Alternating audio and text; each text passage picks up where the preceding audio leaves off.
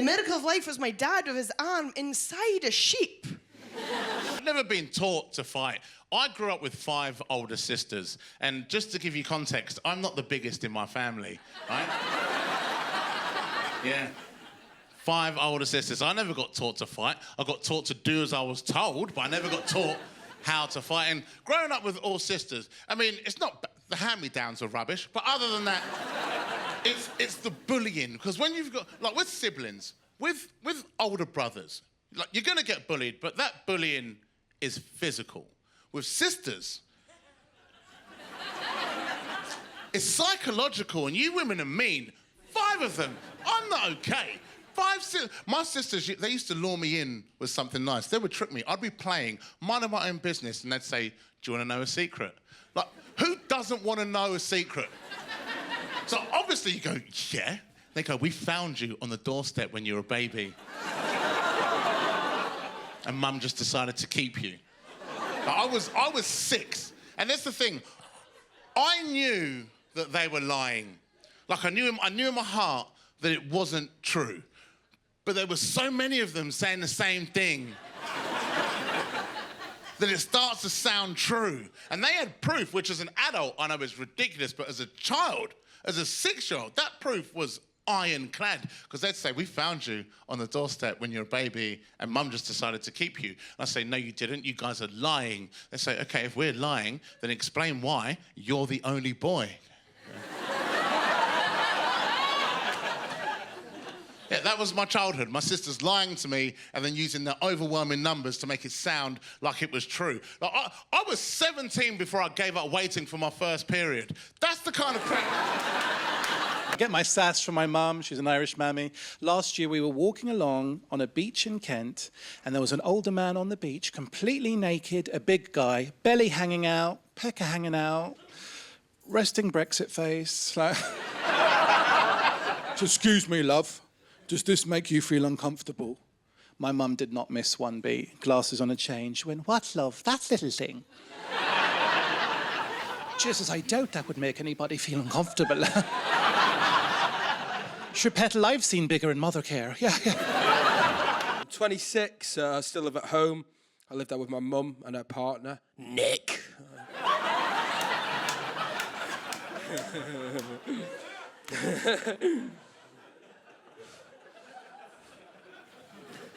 Nick's got a daughter, right? He says his daughter's proof he's a feminist. Because he named her Emmeline, after Emmeline Pankhurst, leader of the suffragette movement. Her mum wanted to call her something different, but Nick wouldn't let her.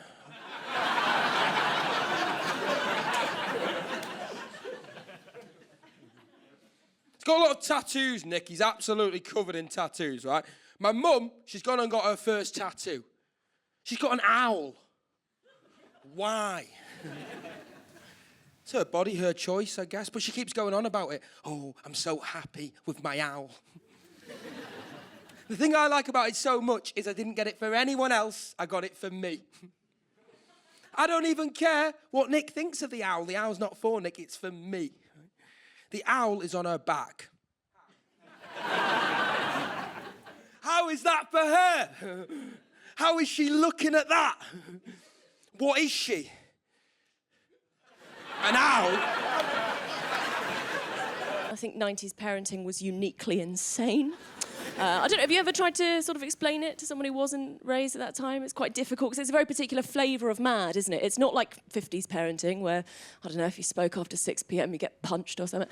I don't know what they were doing back then. It's why they're all so cross on Facebook now. But, like, it's not their fault, OK? We've got to be nicer. But it's also not quite 2000s parenting, is it? You know, like, where you get to call your mum a knobhead. And she just has to stand there and go, oh, he's so creative.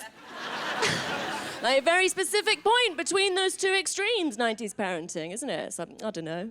They'd offer you dessert after dinner on a Sunday. So nice. And then you ask what it is, and they say the 6 most disappointing words in the English language. There's a yoghurt in the fridge. Oh, that is 90s parenting in a nutshell, that is. I thought Lucozade was medicine until I was 14 years old. What were they doing, man? 28 years old, man, that's a weird age. Because it's not that I'm old, but I'm getting older. It's not that my dreams have died, but if they don't happen by Wednesday, it's you know what I mean? It's horrible, because like, I still live at home with my dad. It's pathetic. It's awful. Like, whenever I meet women, I have to hide that for as long as humanly possible. There's women I've been seeing for a year who still think I've got building work going on. My parents are disappointed I didn't get married because I'm Egyptian. I'm in my 30s, so I was supposed to be married 20 years ago. So they're like, TikTok. When's this happening, you know? But they don't understand dating because my parents didn't date. They were in arranged marriage. They met on The Bachelor season 3, I think. And like I was supposed to be a doctor, a lawyer, engineer, you know, like not this. But, and a lot of Arabs are like that. Like I went to Palestine to do a comedy show there because that's what that region needs is jokes. And I was like, let me go help. I got you. And after the show, there was a Q&A, and somebody in the audience was like, why'd you decide to become a comedian? And as a joke, I was like, I wasn't smart enough to be a doctor. But they didn't get it. They were like, oh, I'm sorry. Maybe if you study harder, you can do it. I was like, thanks. This was a lifelong dream. Thanks so much. No, you're right. I should have studied harder. Why am I in Palestine? And,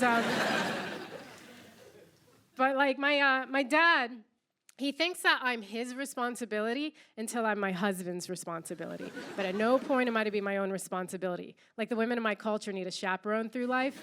You know what I mean? Like my dad wanted to move to New York from Cairo, so he just moved. My mom wanted to move to America, and they were like, let's find you a husband in America. That's how they met. 3 of my aunts became nuns. That's a lot of nuns for one family. I was like, Mom, why did all your sisters become nuns? She was like, because they didn't want to get married. And then she caught herself. She's like, because they love God. And I was like, no. I knew it. They saw their options. Meet Samir. He doesn't know how to do his own laundry, and he has hummus in his beard right now. Or meet God. The only thing you're doing on your knees is praying. And they were like, yeah, God, that sounds great. Is this the way to the monastery? Let me get my stuff. My parents are very overprotective of me, and guys, I'm in my late 30s. I am almost an adult, and like, I don't need my dad calling. My dad calls me every day at 1 p.m. to make sure I'm alive, and some people think that's sweet. I find it overbearing, and my white friends are always like, well, if you don't like it, why don't you just not answer the phone? It's like, then he thinks I'm dead. Then it becomes everybody's problem, because he'll come looking for me.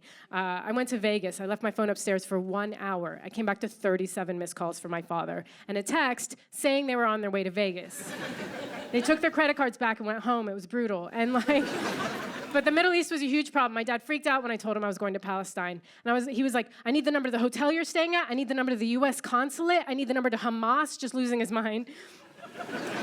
And he's lucky I just went to Palestine. I was supposed to go on a whole Middle Eastern tour that year. I was supposed to go to Egypt, Lebanon, Syria, Yemen, and Palestine.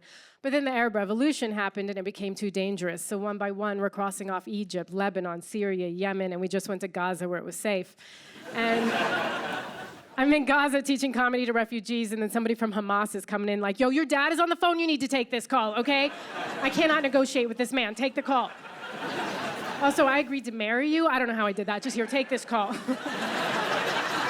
Before I did this, I was a teacher, and my whole family are teachers. So my parents were teachers, my grandparents were teachers, and actually my grandma, as in my mum's mum, because have you noticed, in the English language, it falls to the children of every family to come up with a differentiating system between grandparents, doesn't it? So you get grown men like me walking around going, yeah, well, when I was younger, I couldn't really pronounce the word grandma, so in my family, we just call my mum's mum gangbang. And so my gangbang was a cookery teacher, right? She was a cookery teacher, and her maiden name was Miss Piecraft. Isn't that so nice? Isn't that so nice? That would be like me being called Mr. Has a glass of wine at lunch and in the afternoon wheels out a trolley with a TV on it, makes the children watch Chicken Run hundreds and hundreds of times.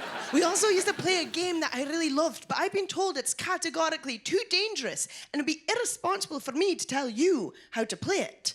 But I think, if anything, natural selection is taking too long. So here it is. The game we play is called Pitchfork. Me and my brother would stand 2 feet apart because that's all we had left over from the tourist. And we'd take a pitchfork and we'd fling it in there like, whew, and then we'd stand there like this. And the first one to move loses. But if you move too slowly, you also lose and have to go to hospital. We had to stop playing it because a couple of years ago, my dad caught us and he was like, "No! You'll damage the prongs." But it's nice. I think even though I lived in Shetland on a small island, we have very similar developments in our life. Like nowadays, we all tend to learn about the miracle of life in the comfort of our own living rooms through a rectangle. The difference might be that your rectangle was a television, the miracle of life was a zebra giving birth in the Serengeti, and was narrated by Sir David Attenborough. For me, the rectangle was the window. The miracle of life was my dad with his arm inside a sheep. And it was narrated by my mum saying, "Why is he wearing his best shirt?" Because I grew up on a farm and nothing teaches you more about death than trying to keep sheep alive. They keep dying because we keep eating them. The thing about my mum was she was great. She was very liberal and very traditional. And what she would do is she would teach me loads of things about life as well. And sometimes her liberal ideas and her forward-thinking ways and her traditional ways as well, they never synced. They never synced as one idea. Do you know? Like she was very progressive but very traditional. One of her ideas was this. She believed that gay men in Ireland should be allowed to get married in the Catholic Church. But she thinks one of them has to wear a white dress. And you know what, guys? I agree with her. I think gay men should be allowed to get married in the place where they work.